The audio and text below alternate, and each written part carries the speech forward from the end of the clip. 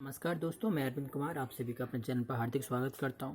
दोस्तों, यदि आप लोग यूपी पुलिस की तैयारी कर रहे हैं और यूपी पुलिस में सब इंस्पेक्टर बनना चाहते हैं तो फिर आपको कुछ बेसिक जानकारी होना चाहिए, क्योंकि बेसिक जब तक जानकारी नहीं होगी आपको तो आप तैयारी क्या करेंगे। ठीक है, तो जैसे बेसिक जानकारी की बात करें तो मैं आपको बता दूं, जैसे लास्ट ईयर की कट ऑफ क्या रही है, या मेल कैंडिडेट के लिए फीमेल कैंडिडेट के लिए हाइट क्या होनी चाहिए, या फिर वहाँ पर एज लिमिट क्या होनी चाहिए, या एग्ज़ाम पैटर्न क्या रहता है। ये सारी चीज़ें, छोटी छोटी चीज़ें आपको पता होंगी, तब आपको बहुत ज़्यादा बेनिफिट मिलने वाला है। चलिए स्टार्ट करते हैं भाई। यूपी पुलिस को हम शॉर्ट फॉर्म में एसआई भी कहते हैं, जिसको हम जिसका फुल नेम सब इंस्पेक्टर होता है, जिसको हम हिंदी में उप निरीक्षक या दरोगा के नाम से जानते हैं। अगर मैं बात करूँ, ये जो आपको दरोगा बनना है यूपी के अंदर, तो फिर कुछ मिनिमम क्वालिफिकेशन आपके पास होनी चाहिए। मतलब कम से कम आपने एक डिग्री हासिल की हो, मतलब ग्रेजुएशन तो आपके पास होना ही चाहिए। चाहे ग्रेजुएशन में आपने बीकॉम करा हो, चाहे आपने बीए करा हो, चाहे आपने बीबीए करा हो, चाहे आपने बीसीए करा हो, मतलब कोई भी एक डिग्री, चाहे बीएससी करा हो, एक ग्रेजुएशन आपके पास होना चाहिए। ठीक है, अगर मैं यहाँ पर बात करूँ एज की, तो एज लिमिट जो है वो 21 to 28 है। मतलब मिनिमम 21 साल आपकी एज होगी, या अधिकतम 28 साल होनी चाहिए। अगर बात करूँ यहाँ पर एज रिलैक्सेशन की, मतलब जिनकी एज 28 एबव हो गई है, तो उनमें एससी कैटेगरी के, एसटी कैटेगरी के और ओबीसी कैटेगरी के जो कैंडिडेट हैं, इनके लिए भाई कुछ छूट रहती है 5 साल की। ठीक है, अगर आप एक्स सर्विस मैन हैं तो आपको ऊपरी आयु से 3 साल तक की छूट दी जाती है। तो ये तो मैंने आपको बता दिया भाई, एज लिमिट क्या है और मिनिमम आपके पास क्वालिफिकेशन क्या होना चाहिए।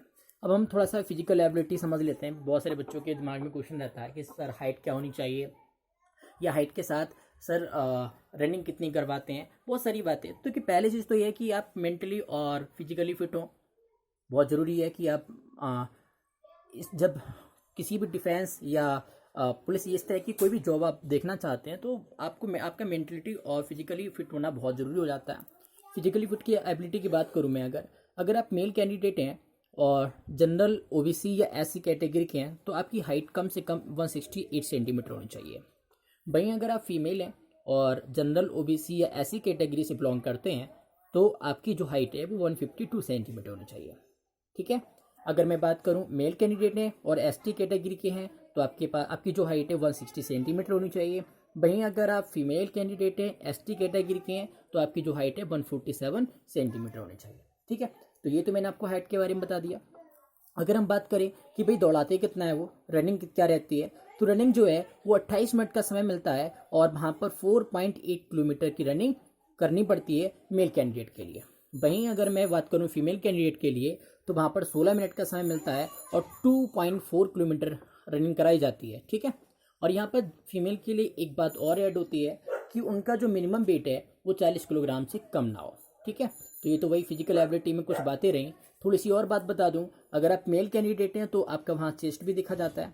जैसे जनरल ओबीसी या एससी कैटेगरी के हैं, तो वहाँ बिना फुलाए जो आपका चेस्ट है, सीना है, वो 79 सेंटीमीटर होना चाहिए, और फुलाने पर वो कितना हो जाना चाहिए, 5 सेंटीमीटर बढ़ जाना चाहिए, मतलब 84 सेंटीमीटर हो जाना चाहिए। ठीक है, अगर आप एसटी कैटेगरी के हैं तो बिना फुलाए वहाँ पर आपको थोड़ी छूट मिलती है, 77 सेंटीमीटर, और फुलाने पर आपका हो जाना चाहिए 82 सेंटीमीटर। ये तो बात रही भाई एससी कैटेगरी, एसटी कैटेगरी के, मतलब सारी कैटेगरी के बारे में, कि उनका चेस्ट वगैरह क्या रहना चाहिए। गर्ल्स के लिए ऐसी कोई रिक्वायरमेंट नहीं होती है। अगर हम बात करें कट ऑफ की, क्योंकि हम एग्ज़ाम की तैयारी कर रहे हैं, तो मैं भाई प्रीवियस ईयर की कट ऑफ क्या रही है, इसमें हमें बहुत ज़्यादा हेल्प मिलती है।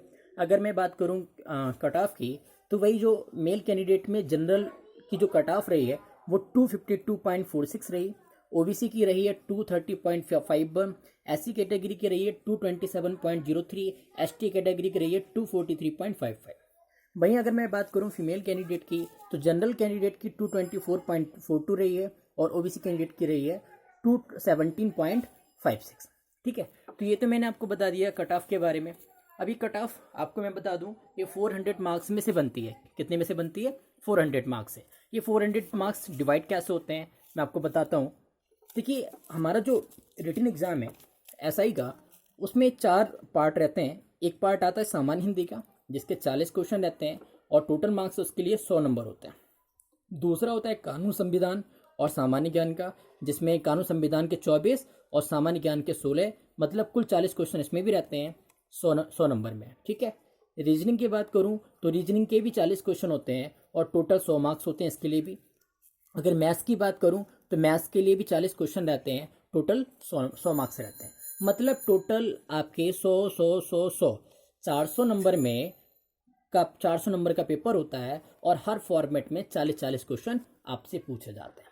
भाई अभी तक क्या था कि एक रूल ये था कि 40 नंबर हैं तो आपके यहाँ पर 50% प्रत्येक सब्जेक्ट में लाना बहुत कंपलसरी था। मतलब 50% की अगर मैं बात करूँ तो जैसे आपने मान लीजिए सामान्य हिंदी में तो भाई 30 क्वेश्चन ठीक कराए, 30 क्वेश्चन ठीक कराए, ठीक है। और वहीं आप कानून संविधान और सामान्य ज्ञान में आपके वहाँ केवल 10 क्वेश्चन ठीक हो पा रहे हैं। मतलब कहने का ये मतलब है कि आप 50% से कम कर पा रहे हैं और यहाँ पर तो आपने 50% पूरा कर दिया, तब भी आप एलिजिबल, मतलब तब भी आप फेल माने जाएंगे, ठीक है। उसमें ये था कि सब में 50% तो होना चाहिए, ठीक है। उसके बाद मेरिट बनती थी, जो मेरिट में आता था उसका सिलेक्शन था।